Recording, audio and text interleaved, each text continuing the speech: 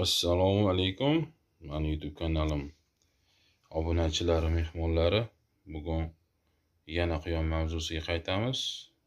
Nafaqat quyon mavzusi, balki uni go'shtidan, shirindan shakar dimlama, qovoqli dimlama tayyorlashni bugun sizlarga ko'rsatamiz.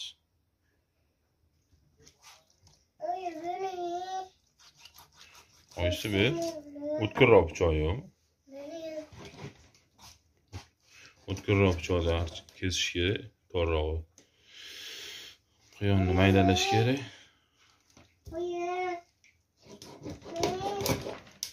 Quyonimizning kilosi 2 kiloga 400, katta quyon. Buni mayda-mayda bo'laklarga ajratib olamiz.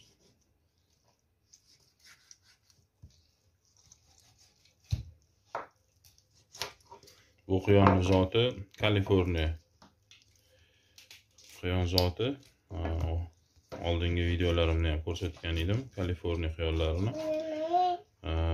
Bu quyon go'shti shu o'rtog'im Abduvalni quyon fermasidan olib kelingan va anchadan beri quyon go'shti yemayotganimiz sababli, chunki hozir quyon boqmayapman. Boqishga yangi quyon katellarini yasashga harakat ketyapti. O'zim ishxonam ishlaridan ortib shu ishlarimni boshlab olmayapman. Shanba, yakshanba boshqa ishlar ko'payib ketyapti. Shunga bir quyon go'shti yegim keldi va bu narsani, bu tayyorlangan ovqatni sizlarga ham bir ko'rsatish rejasini tuzdik. Hop, qancha kartoshka edi? 2 kilo kartoshka, bitta qovoq. Yarimta qovoq. Ha. Bitta katta qovoqni yarmi. Mana karom bor, ikkita qizil sabzi, mana balg'ari bor, piyoz bor, chesno bor. Sholg'om. Chesno mana, tak. Sholg'om. Mana sholg'omimiz bor. Sholg'om, karom. Mana quyon go'shtimizni yarmini hozir tayyorlab oldik. Mana qolgan yarmi bu yerda. Hozir buni ham ana qilishni boshlaymiz. Yarim. Quyonimizning yarmini tayyorlab oldik va mana qolgan quyonimizning yarmini endi saramjo'llab maydalashni boshlaymiz. Quyonni ikkiga bo'lingan oldi qismini ham maydalab oldik. Albatta hamma go'shtni birdaniga hammasidan bitta ovqat qilsa ham bo'ladi, lekin mana qovurg'a qismlari bor. Buni qovurg'alari, to'shi, boshqasi, mana bu yerda jigari va pochkasi ham bor. Jigarlar juda ham chiroyli chiqqan. Mana pochkasi ham bor, yog'lari, mana ikkinchi pochkasi. Ular hammasidan yana alohida, misol uchun jigari bilan buyragini alohida ovqat qilsa bo'ladi. Qovurib, jigar qovurdoq qilib, bunisidan bo'lsa, ya'ni qovurg'alardan yana bitta juda ham shirin sho'rva solib qo'ysa bo'ladi.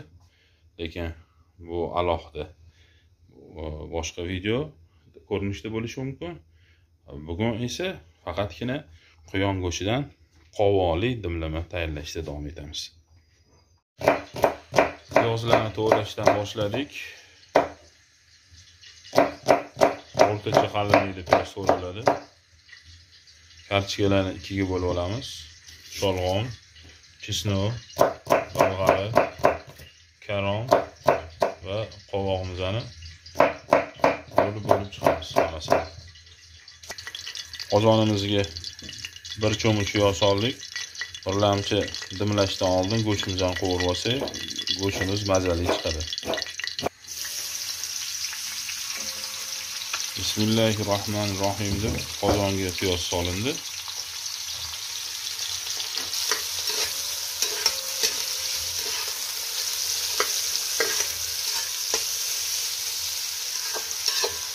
Endi piyozimizni ham biroz qovurib olamiz. Endi esa bitta kichkina likopchaga qo'shiladigan ziravorlarni soldik. Bu zira, bu lavr yaproqchalari, tuz, bu bolg'ar qalampirini kukuni, paprika deyiladi va o'rtada Shu hamma narsasini aralashmasi bu alohida universal ziravor deb nomlasak ham bo'ladi. Suvimizni solishni boshlaymiz.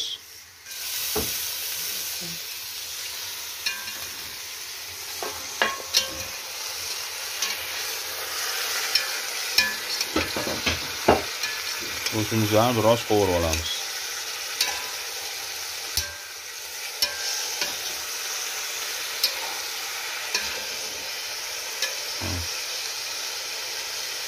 Tuz solamiz.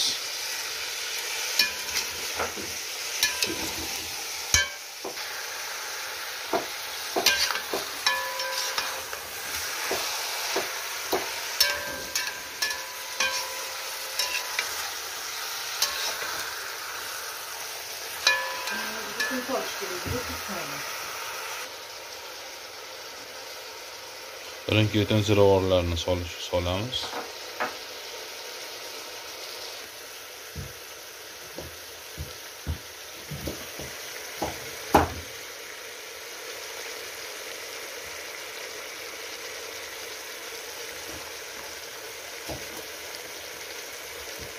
Shunaqa qilib hamma mahsulotlar bilan tayyorlab oldik.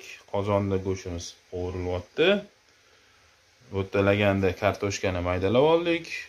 Qizil balg'ari, qizil sabzi, sholg'omimiz bor, chesnogimiz bor.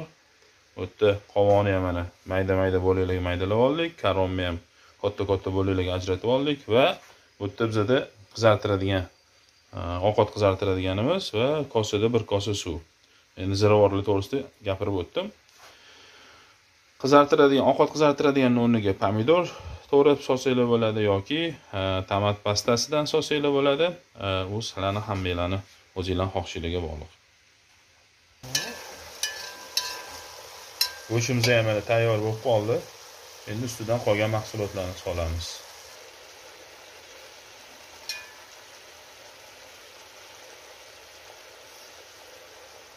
Birin-ketin sabzidan boshladik.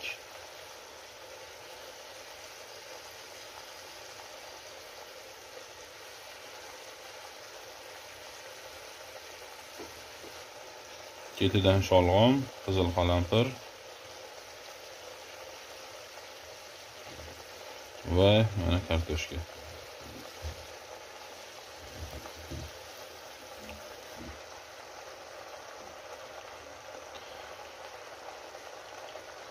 Chesnovni butunligicha solsa ham bo'ladi. Biz maydalab oldik. Ketidan mana ziravorlar. Hammasini solamiz.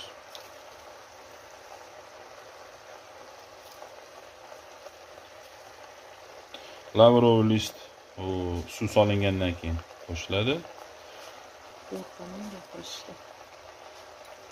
Va mana ovqat qizartiradigan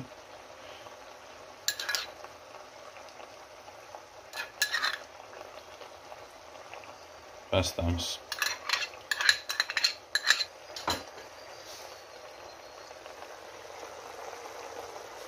Ustidan suv quyamiz.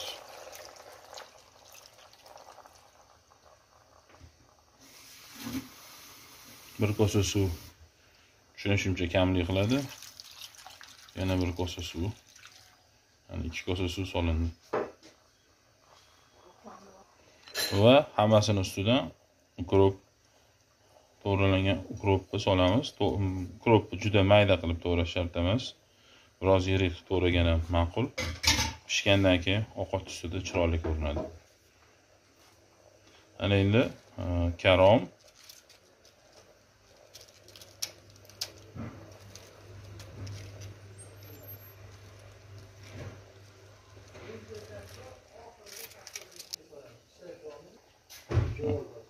ustidan karom soldik. Karom ketidan qova solamiz.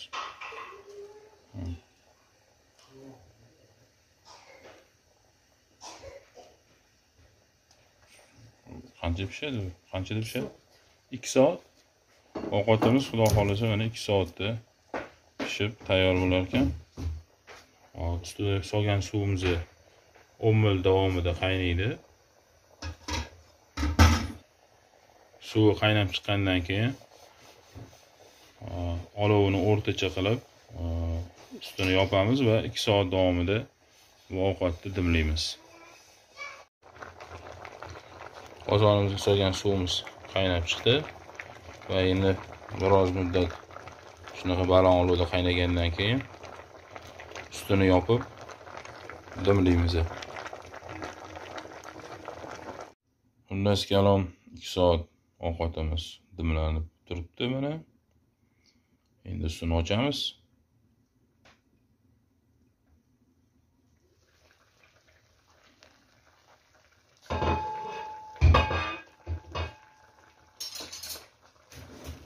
Ajoyib bu g'aroyib.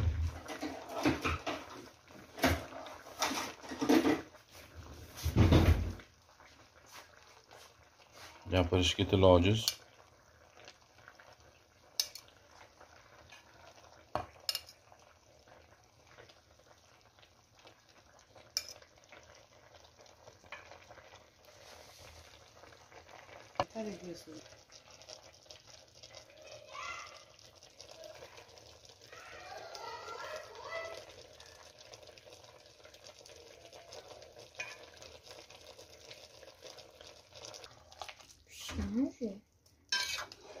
Albatta pishgan. Nima qo'ziroq deydi, unaqa deydi. Ovqatimiz tayyor. Mehmonga kelinglar bizaniki. Quyon go'shtidan va qovoqdan tayyorlangan dimlamaga. Hammaga yoqimli ishtaha. Hammaga. Qovoq zo'r bo'pti.